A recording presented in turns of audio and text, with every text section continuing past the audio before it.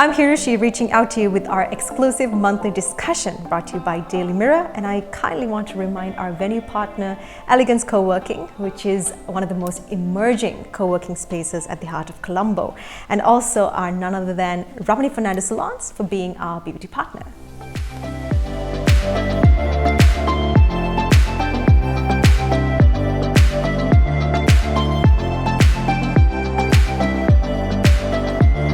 So today we have with us a power woman who works every day of her life to revolutionize the banking industry with her learnings, her experiences, to shape not only the industry itself, but to also be a silver lining to all other aspiring women out there. It is Mahesha Amarasuriya joining with us. She's the Assistant General Manager for Card Services and the member of the Corporate Management for Cargills Bank. Hi. How are you, Mahesha? I'm good, and thank you for having me in this program. Thank you for joining with us, because it is our pleasure to invite you. And it is always our mission from these discussion platforms to bring out something that could inspire many out there. But before we get into any more details, I would like to know how you're doing and what you've been up to these days. Okay, so I'm currently working at Cargills Bank as AGM Card Services. So my banking career, I have over 15 years of experience in banking and finance. Greater part of this was at NDB Bank, and then thereafter I moved to Cargills Bank about 3 years ago. My overall experience covers corporate banking, private banking, retail banking, and then cards and electronic payments. So that's like my experience, and in addition to that, I have of course done a little bit of part-time work as a newsreader, as a TV host, and also a lecturer. You do have the structure for it as well. So backtracking down the memory lane, where did it all begin? Your passion, getting into finance, learning about it. Let's just start from school time, where you schooled and how you proceeded all the way up here. Okay, so if I take my childhood, I come from a very tiny family, just myself, my parents, I'm only child. So my parents were both professionals. My father being in the HR profession and my mother being a statistician. So if I look back to my childhood, when both the parents are working, I spent a lot of my time with my grandparents, especially my grandmother. So she was my first teacher, and I can still remember that we used to play school with her as the teacher and myself and my grandfather being the students in the class. And so when you are a only child, naturally you learn to spend a little bit of time on your own. So I spent time reading, and back then I think I would have read all the entire series of all the famous five, Secret Seven. Yes, absolutely. And then Nancy Drew, Sweet Valley High, all those books. So that was pretty much my childhood, and thereafter in school I studied at Sirima Bandaranaike Vidyalaya. During school days, I think school days was actually one of the best times. I think everybody says that it's the best time of their lives. And during that time I got the opportunity to get involved in drama, in debating, and then literature, poetry, all that. Thereafter only I really got into the finance sector, as in where I started my CIMA. So I think doing CIMA played a great role in my career, because it really laid the foundation to where I am now as a qualification, and now I am a fellow member. After CIMA I followed ACCA, and then also a degree from the University of Colombo and an MBA from the Postgraduate Institute of Management. So combination of all that helped me in my career in banking. That is Mahesha now. That is the journey that led to who you are at the moment. Yes. And diving back, I can see that you were a very disciplined, very organized kind of a kid. Was that your personality type in school too? The one who always does the homework on time? Yes, I did.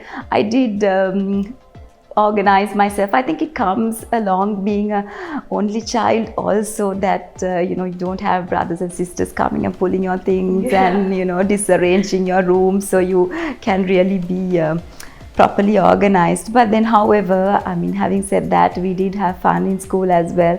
So all these extracurricular activities in school gave the opportunity to enjoy and have a good time as well. Perhaps that's that being a stage drama artist. Maybe that's what led you to your side media career. As Yes, well, yes. Personality types. Lovely Yes. to hear. And so I see that you put most of your years to learn a lot of things, amazing things. And to you, how important was it to get a higher education, to actually, think through the process of getting a higher education? How important was it for you? Getting a higher education is absolutely important, and I think it's important equally to men and women, because when you have an education as a foundation, it helps you to step up from there, because in a career, as you go along, it may not really be your education that takes you up right to the top, because as you go along you need to have the experience and be able to get along with people, and so there are so many other things. But a stepping stone absolutely is your education. So for a woman especially, I think education is extremely important, because if you don't have that, it will immediately place you at a disadvantage. And especially if you look at women seeking equality in society or in a workplace, you need to have education, qualifications, experience and the skills to be able to ask for that equality. And that is very important. And then also it's the education, the foundation that you have got, that will give the woman the financial and the emotional independence. So in Sri Lanka, if you see, if you look at the university entrance, more 60% of the students who enter the university, the government universities, is females. But however, when we take the labor market participation, it's only about 36%. And comparatively, I mean, like India, Pakistan, it's lesser, it's about 24%. But if you look at the West, USA, UK, the labor market participation of women is almost 50%. So, that education at the beginning needs to be continued as well. So we can see that there are a lot of educated women who are refraining from being a participant in the labor market. Yes. So I think that is also a gap that Sri Lanka is in the process of developing. Yes. And also to get an inside look into your career, I'm sure you've had your fair share of achievements and challenges. What are the specific skills or personality traits that you achieved or developed throughout your career, and how important was it for you as a person? Yeah. So as I said, as you start off in your career, the technical skills become very important, because you really, if you even look at entering the job market, take the instance of your first job, there is a greater emphasis given to the paper qualifications, because that is all that somebody can judge you by, because you have not really proven yourself in a workplace. And then along with it comes your personality and your ability to communicate and convince another party that you are capable of doing a job. Thereafter, what I felt is, over the years, and I think it probably would apply to any industry, not only banking, very important skill that one should have is relationship management. Because when you are working, you deal with hundreds of different people. It's your subordinates, it's your superiors, the board of directors, could be external parties, from customers to suppliers to regulators to so many people. So your ability to manage all these stakeholders in your organization plays a great role in how well you succeed. And I think I need to add, for me, there are like 2 or 3 very important values that I believe in. One is integrity. Integrity is extremely important, whether a man or a woman, and it is something that can make or break your reputation. So as a woman, or as any career person or anybody, I think one should never compromise that. And secondly, what I've learned is the commitment. When you take on a challenge, or whether a challenge is given upon you, give it your 100%. Because sometimes once you've given your 100%, it may or may not succeed, because there are so many factors that really contribute to the success of something. But back of your mind, you can relax, I did my best. And if it didn't happen, I know that there's nothing more that I could have done. So that, I think, had been my value. I mean, these two have been my foundation of my career right through, being my integrity and commitment. And then thirdly, I think especially for a woman, it's important to be assertive.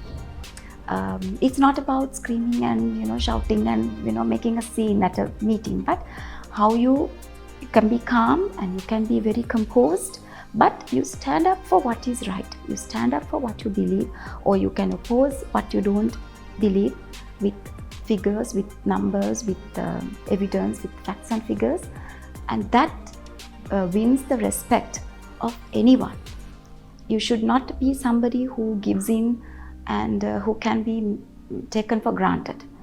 But at the same time, you should not be one of those aggressive people who everybody says, oh, she just shouts and screams. But it's being able to manage that. You have a small idea of what core values support your career and how important it is to be firm at a work environment. Yes.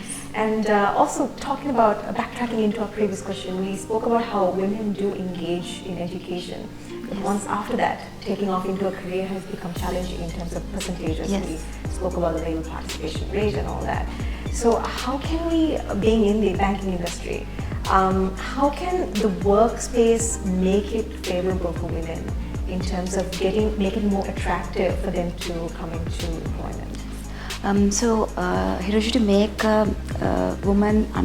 make workplace more attractive to women, to allow them to continue their career right through, it's important to facilitate them to maintain a work-life balance.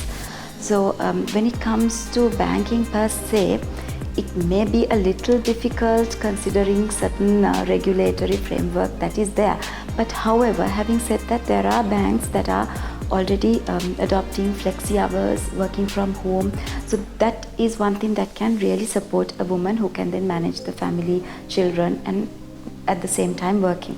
So yet it's not possible in every area, because sometimes customer interaction is needed. So it's important that you are physically present, and then the banks have to be open during certain hours, and so there may be certain restrictions, but within that is one thing that can be done.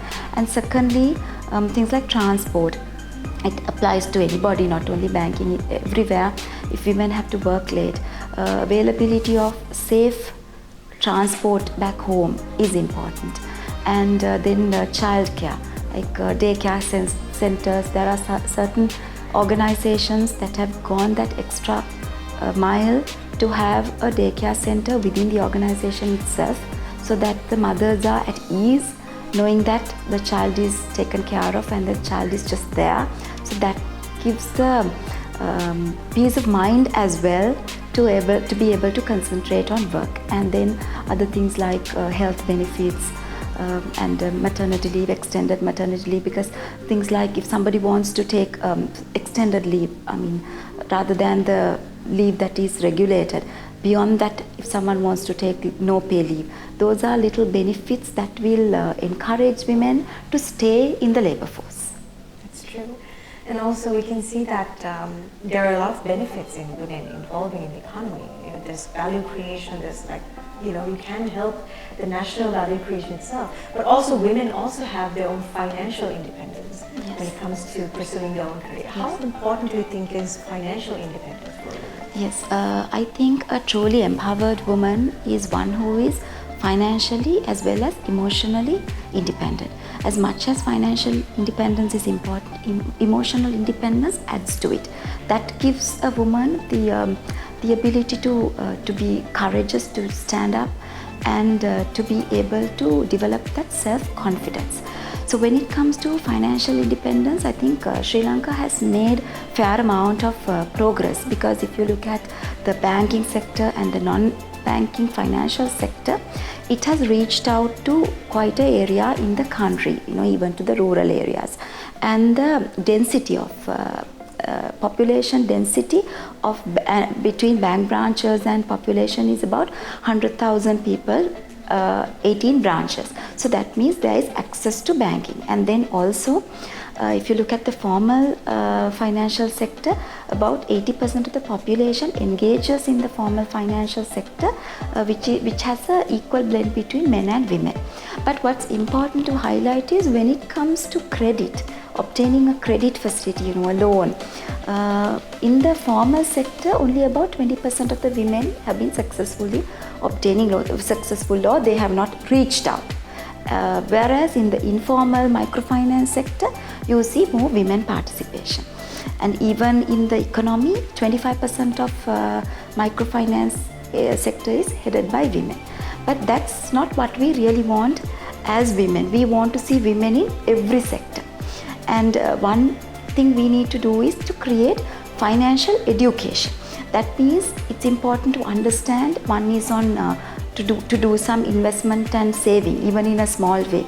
It's important for every woman, irrespective of whatever the support you get from your family or your husband, you must have your own investment and saving. That gives that financial independence and also the confidence. So then, in order to manage a loan, in order to get a loan, that needs some understanding how a loan works and what is loan interest, how can one obtain a loan. So these are things actually most of the banks, almost all the banks are doing this at the moment, reaching out to the women and giving this kind of awareness. But yet more needs to be done, because women need to be not only in the microfinance sector, but we need to see women in every part of the society. Now, even if you take the boards, the board of directors of the listed companies, only about 8% in Sri Lanka. Whereas we have about 30% in some European countries like France and Sweden, and in the US it is about 17%. But however, it's better than Japan and Korea, where it is less than 5%. So Sri Lanka has taken some initiative. In fact, in the last year 2019 budget, there was an initiative to voluntarily encourage listed companies to recruit more women to their boards. So I think that is a very positive measure taken in the right direction. And then also, when it comes to even the parliament, we need to have more women there, because now it's not even 10, I think it's about 7-8%. Whereas some countries who are not developed, like Bolivia, Cuba, they have about 50% representation. So again, it's about letting women go forward and giving them that necessary support and the helping hand to rise up. That's true. I think women also are very versatile, because they are born to play multiple roles in their life. It's just not one personality that they play. And also they have the emotional intelligence. So from your opinion, how important do you think it is for women to be in leadership? Because as from your personal experience, the higher tier levels of employment, the lower the participation is from women. How important do you think is for women to be more involved in leadership in Sri Lanka? It is absolutely important, because women bring to the table something different from what men can bring to a forum or to the leadership role. Because women by birth, I think by nature, they have a certain amount of intuition, and they also have the ability to multitask and take on a challenge, I think, better than men. Because I think women are born to be able to manage children, house, family, so that ability is inbuilt. And also the intuition. They would take a decision with their mind, with their heart, as opposed to numbers and analysis. So combination of that will bring a positive outlook or positive influence to any organization. So that is why we need to have women participation. And secondly, then there is representation as well, because if a forum that is taking decisions does not have any women, I mean, how could women's needs and women's rights be represented in that forum? So that's where I think as women we need to ensure that we help our colleagues around us and women around us also to rise. True, and I like how you brought up the fact that you put a lot of heart into what you do, apart from the numbers and figures. I think that's important to know, because humanity is also important. Despite what you do, you're a human first, then the career of your choice. So I think that humanity aspect, the emotional intelligence, is definitely something that can be brought to the table. Thank you for giving that ideology. And we did have a wonderful discussion talking about the industries, how the women participation is emerging. But now I'm going to dive into a little bit of, something somewhat fun. So, I know that you are a very busy career woman and you've been doing a lot of things day to day, on a day-to-day basis in the banking industry. But apart from that, I got to know that you are also a familiar face to television and doing artistic and media endeavors. Let's have a chat on that. Okay, so I don't do anything at the moment, but when I started off, soon after my A-levels, I started off as a newsreader at ITN, which I did as a part-time job for about 6 months or so. And then after that, I moved to host a request show, Living a Crazy Life, back again with ITN, which I think I did it for about 2 or 3 years. So it was absolutely different experience, and looking back, I'm really glad I did it, because back then, it was different. There was no SMSs and WhatsApp and things, and the requests used to come by post, cards, yes, yes, exactly, and a lot of colorful pictures, and people have actually taken time to do those. So it was very interesting, and I really liked the fact that I had that different experience in life. Definitely. And something special I would also like to highlight is your involvement with SEMA, which also takes a very special part of your life and your career space. Yes. Let's talk a little bit about that. Yes, I have been involved with SEMA from the time I started SEMA as a student. So along with, having completed SEMA exams, in parallel to that, I was the president of the SEMA Student Society, which was the representative body for all SEMA students in Sri Lanka. So at the moment, we have about over 10,000 students. And thereafter, I went on to join the SEMA Sri Lanka board. And in 2018, I was the chairperson for SEMA Sri Lanka Country Network Panel, which is the representative body of SEMA members in Sri Lanka. That's over 4,000 members. So through that, I was involved in many activities of member engagement, student development, stakeholder relations. So that had been part of my life all along, and I'm really glad, because it really helped me to meet a lot of people, build a lot of relationships, and for that matter, even I met my husband through SEMA. So I think it has a special role definitely. Wonderful. So it did cross paths for a very special reason. Yes. It's nice to hear that as well. And also, before we wrap things up, I would like to know, being a busy woman, you need your fair share of time for yourself and your family and your loved ones. What do you usually do during your free time? One thing is, I definitely do my workout almost every day. I don't want to compromise on that.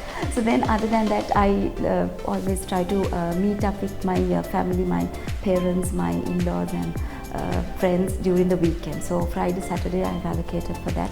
And then I also like to travel. So both my husband and I, whenever we get some free time, we love to travel within and outside Sri Lanka.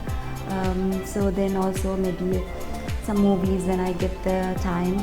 So that pretty much takes up the free time. Yes, if there's a travel destination you would like to travel to that you get to travel, where would you go? From places that I've traveled, there are a few that I really liked and of course want to go back. So Venice is one, Amsterdam and Greece, and then closer to home, Maldives is one of the loveliest places that I have been to. Lovely. I hope you get free time very soon to go on your next travel escape. And with that, we are wrapping up today's discussion. Thank you so much, Mahesha, for being a part of our exclusive segment. It means a lot to us. Thank you very much, Hirushi, for having me in this show. It's our pleasure. And with that, we are wrapping up our monthly exclusive discussion. We want you to stay tuned until the next one as well. Take care.